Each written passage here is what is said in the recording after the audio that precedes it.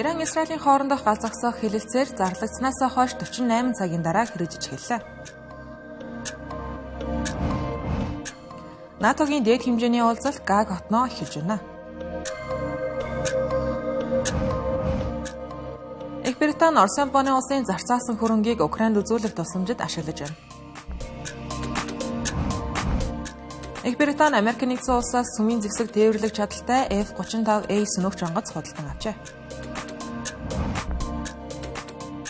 Арамтрыг үзэгчтэй Цэнгэр телевизийн гадаад мэдээний хөтөлбөр та бүхэнд хүрч байна. Бид олон улсын AFP агентлагийн албан ёсны сурвалжтайгаар олон улсад болж байгаа цавын мэдээллийг та бүхэнд хамтлаг өргөлнө.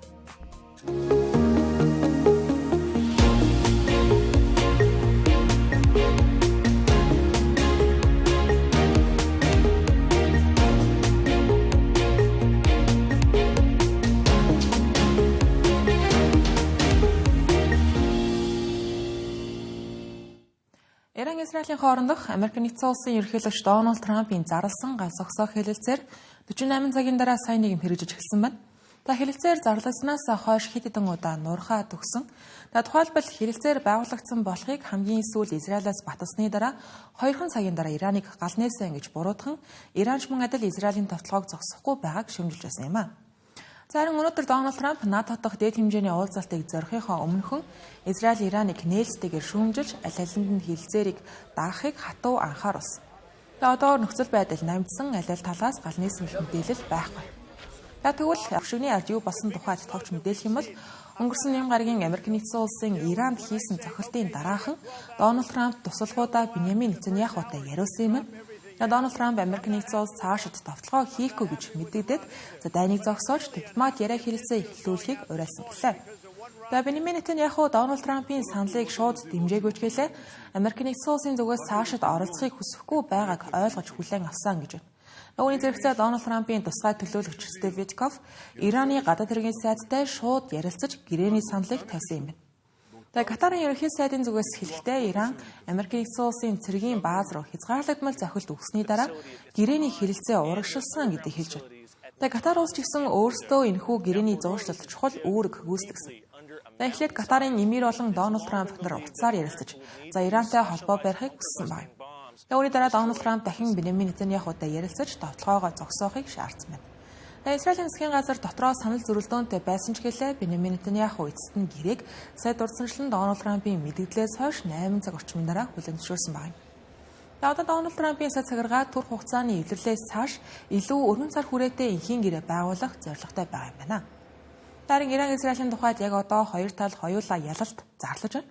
Израиль улсын ерөнхий сайдын тухайд Ираны цөмийн болон 20,000 баллистик пуужингийн аюул занал хийлийг арилгасан гэж байна. Харин Иран улсын ерөнхийлөгч Масуд Пезешкиан ч мөн ялгаагүй үндэсний хэмжээний томоохон ялалт байлаа гэж нөхцөл байдлыг дүүрнэж байна. Түүнчлэн Сауди Арабын угсаа залгамжлах хунтайчтай уулзах үеэрээ Америк нэгдсэн улсын эрх баригчдтай маргааныг дипломат аргаар шийдвэрлэхэд билэн гэдгийг илэрхийлсэн. Израиль Ираны хоорондын гүн үйл ихтгэлцэл урт удаан хугацаанд үргэлжилсэн зөрчил маргаан энэхүү гал зогсоох тохиролцоог хэр удаан үргэлжлэх вэ гэдгийг эргэлзээнд оруулж байгаа. Гэсэн хэдиж Дональд Трампын зуурчлалын гэрээ энэхүү байгуулагдаж чадсан байгаа нь Америк нэгдсэн улс энэхүү ойролт орондын бүс нутагт тодорхой нөлөө ихтэй улсаа гэдгийг харуулсан үйл явдал болж байгаа юм. Хохирлын тухайд Иран улс Израилийн агаарын товтлогооны улмаас 610 хүний амьд насыг алдсан, зам 4746 хүн шархагдсан гэж мэдээлж байна. Харин Ираны хариу товтлогооны улмаас Израильд 28 хүн амьд өгсөн гэлээ. Тэгвэл Америк нэгдсэн улсын Иранд өгсөн зохилтын тухайд учирсан хохирлын хэмжээ тодорхой биш. Гэхдээ өнөө өглөө Америк нэгдсэн улсын тагнуулын албаны анхан шатны дүгнэлтээр агарын цохилтууд Ираны цөмийн хөтөлбөрийг бүрэн устгаагүй. Ердөө 1-2 сараар үйл ажиллагааг нь хойшлуулсан гэх дүгнэлт гарсан юм. Тодорхойлох юм бол Дональд Трамп даваа гарагийн өглөө Америк нэгдсэн улс 30,000 фунтын жинтэй тесрэх бөмбөгөөр Ираны цөмийн хөтөлбөрийн гол байгууламжуудыг онилж хөтөлбөрийг бүрэн устгасан гэж мэдээлж байсан. Гэвч тагнуулын агентлагийн дотоод дүгнэлт энэхүү хэрэгтэй холбоотой албаны ажилтнуудын хэвлэлүүдэд өгч байгаа мэдээллүүд энэхүү мэдгдэлтэй зөрчилдөж байгаа. Тайланд болон албаны сурвалжуудын өгсөн мэдээллээр Ираны баяжуулсан урааны нөөц устгагдаагүй. Газрын гүндэх байгууламжуудын үйл ажиллагаа 1-2 сараар хойшилсан гэсэн. Цагаан ордон энэхүү дүгнэлтийг худал гэж өгөөсгөж байгаа ч гэлээ тагнуулын газрын тайлангаар хоёр цөмийн байгууламжийн орцыг л хаасан болохоос ш газар доорх байгууламжуудыг нураагааг өгсөн байна. Түүнчлэн мэгмар гарагт Дональд Трампын цэцэглэгааны хувьд ч гэсэн нэгдсэн үндэсний байгууллагын аюулгүй зөвлөлт цохилтууд Ираны цөмийн хөтөлбөрийг сулруулсан гэж тайлансан байгаа нь өмнөх бүрэн устгасан гэх мэдээлэлээс ухарсан хэрэг болсон байна. Дараагийн онц мэдээ.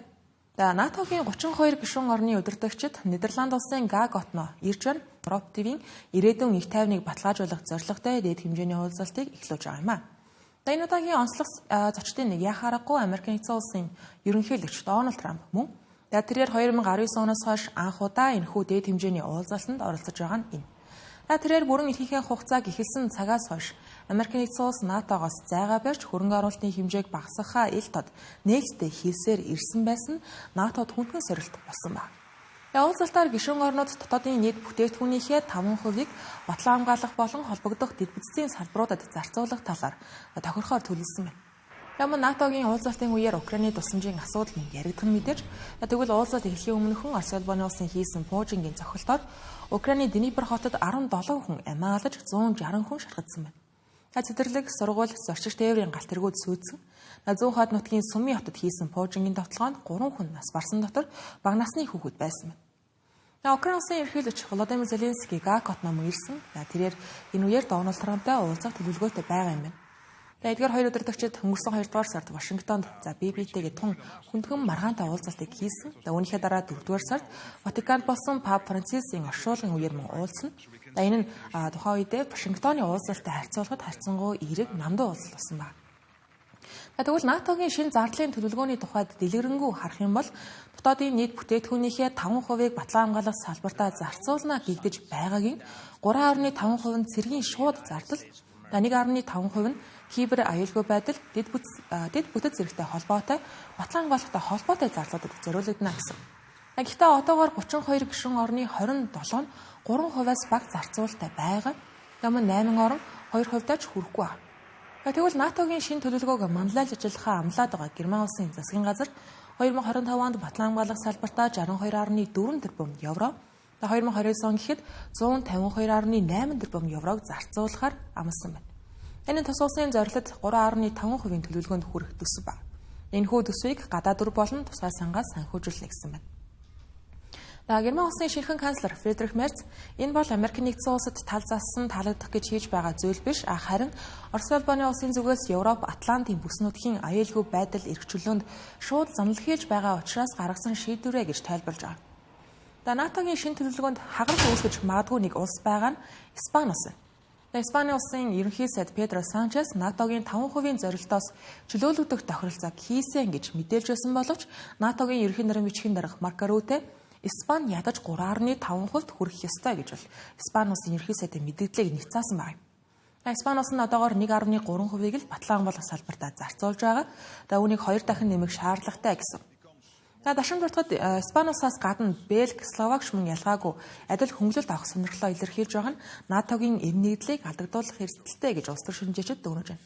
Эдгээр улсууд нь одоогоор 1.3%-ийг батлан хамгаалах салбартаа зарцуулж байгаа. Зорилт төвшөнд хизээ хүрэхээ өөрсдөө шийдэх эрхээ хадгална гэж бас хүсэлтэй байгаа юм байна. Дашин дуртахад дээд хэмжээний уулзалт эхлэхийн өмнөхөн Амстердамын ойролцоох Schiphol нисэх буудлаас Гаг руу чиглэсэн галт тэрэгний хөдөлгөөн зогссон байна. Галт төмрийн улмаас кабель гэмтсэн байж болзошгүй гэж албаныхан тайлбарж байгаа. Гэхдээ Нидерландын аюулгүй байдлын сайд Дэвид Бангвил энэ нь зориудаар хийгдсэн хадлага байж болохыг үүсэхгүй гэжээ. НАТОгийн дэд хэмжээний уулзалтын үеэр Их Британи улсын ерөнхий сайд Кир Стармер Украинд тусламж үзүүлсэн хിവэр байхаа батлан харуулах, хоёр улсын эв нэгдлийг баттах зорилгоор тус улсын агаарын хамгаалтыг эрчимжүүлэх шинэ тусламжийн багцыг зарлаа. Үүний хүрээнд Их Британи 350 ширхэг Асрам загварын агаарын товтлогооноос хамгаалах богино зам пуужин бол Украин улсад нийлүүлэхээр амласан байна. Энэхүү багцын санхүүжилтийг хураан авсан Орос улбаны улсын хөрөнгөөс бий болсон 70 сая фунтын хүүгийн орлогоор санхүүжүүлнэ гэж байна. Кир Стармер Нидерландын Гаг хотод хүрэлцэн ирэх үеэр дайны төлөөсийг Украин биш Орос улбаны улсад төлөх ёстой. Тиймээс хураан авсан Орос улбаны улсын хөрөнгийн орлогоор Украинд шаардлагатай агаарын хамгаалтыг бүрдүүлэх нь зүүн хэрэгэ гэсэн байна. Тэрээр мөн Украинд байнгын тусламж үзүүлсээр байна гэдгийг хэлхийн зэрэгцээ Орос улбаны улсын ерөнхийлөгч Владимир Путинийг нэгэн хэлэлцээрийн ширээнд эргэн суухыг дахин уриалжээ. Украин улсын ерөнхийлөгч Володимир Зеленский Гаагийн НАТОгийн уулзалтанд ирэхээс өмнө Их Британи улсад айлчилж хаан Чарльз болон ерөнхий сайд Кир Стармер нартай уулзсан. Энэ үеэр Их Британийн төр засгийн тэргүүд бүгд түүнд ил тод дэмжлэг үзүүлнэ гэдгээ илэрхийлсэн байсан. Ойрт оронтой холбоотой хусадмал байдал үүсэт байгаа ийм үед Украин дахь нөхцөл байдал олон улсын анхаарлын гадна үлдэх аюултай байгаа гэдэг нь бол мэдээж. Тэгвэл Их Британи Украины дайны асуудал төвлөрөхийг олон улсаас уриалж байна. Тухайлбал Их Британий батлан хамгааллын сайд Джон Хилли хэлэхдээ ойрт орондын мөргөлдөөн дэлхийн анхаарлыг татаж байгаагийн улмаас Орос улбаноос байлдааны ирчээ нэмэгдүүлэх боломжтой болж байна. Тиймээс бид Украиныг хизээж орхиж болохгүй, хизээ эзнээс илүү яг одоо анхаарах ёстой гэсэн байна. Тэрээр НАТОгийн дэд хэмжээний уулзалтын үеэр болсон хэлэлцүүлгүүдийн үеэр мөн Их Британд Украиныг дэмжих асуудал нам харгалзахгүй үндэсний байр суурь гэдгийг тодтогсон байна.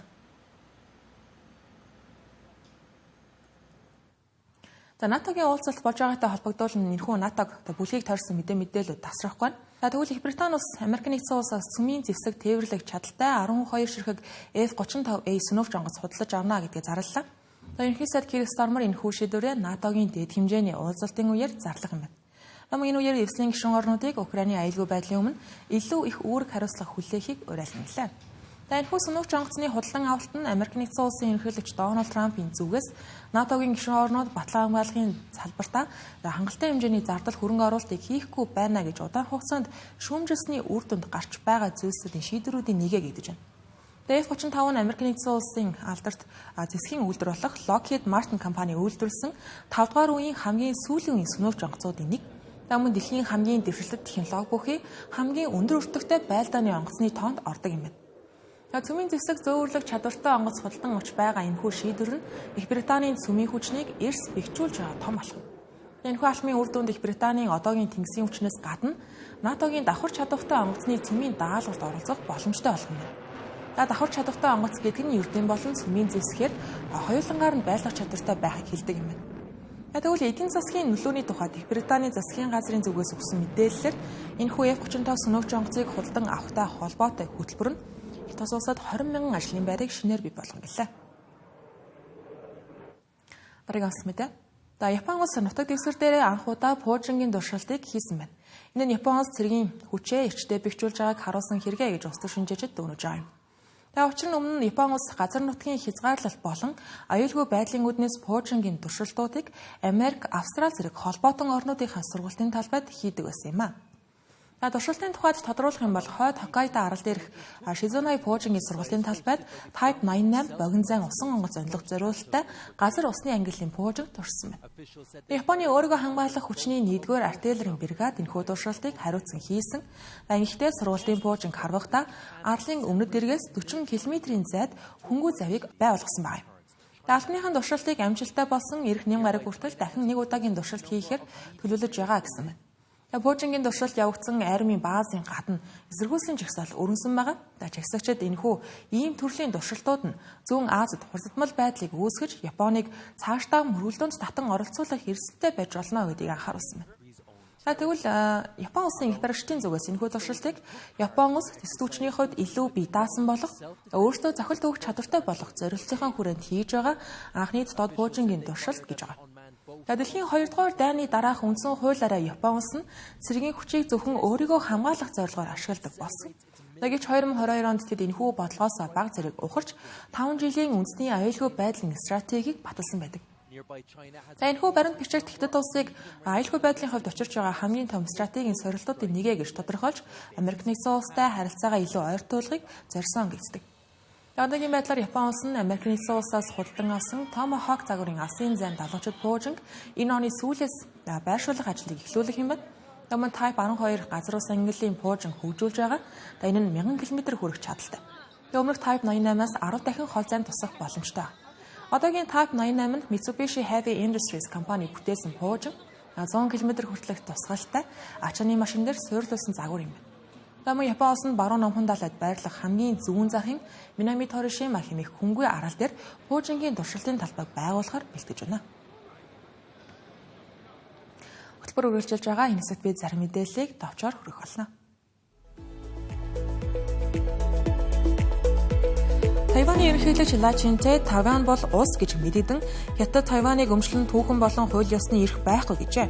Мөн Хятадын гипергчдийг түүхийг мушгин гуйлж байна гэж буруутгалаа. Харин Хятадын Тайваны асуудал эрхэлсэн газрын төлөөлөгч нэг Хятад бодлогоо өөрчлөхгүй болохыг дахин мэдээллээ.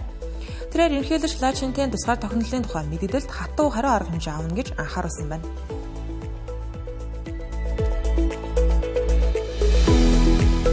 Лондон хотод хатанхаа 2 дугаар Элизабетийн дурсгал зориулсан шинэ гүүр баригдах ба энэхүү гүүр нь түүний дитмийг санагдуулан тунгалаг хашлах бүхий хийцтэй байх ажээ. Foster Plus Partners компани энэ дурсгалын бүтээлийг зохион бүтээсэн байна. Цэцэрлэгүүдийг Британий Нэгдсэн Улсын улсын олон нийтийн болон хамтын нөхөрлийн ард түмэнд зориулан бүтээн гэлээ. Энэхүү дурсгалын цогцлбор нь Бекингемийн ордны ойролцоо байрлах ба Сент Джеймсийн цэцэрлэг түрээлэнд босно гэлээ.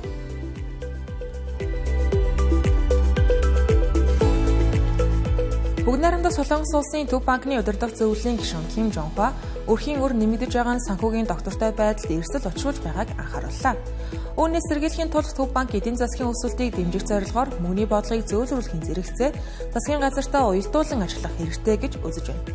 Нэг сарын өмнө бүгд найрамдах Солонгос улсын Төв банк хүүг 4 дахь удаага бууруулж зөөлөн бодлогыг үргэлжлүүлэх шаардлагатай гэж мэдгдсэн байдаг.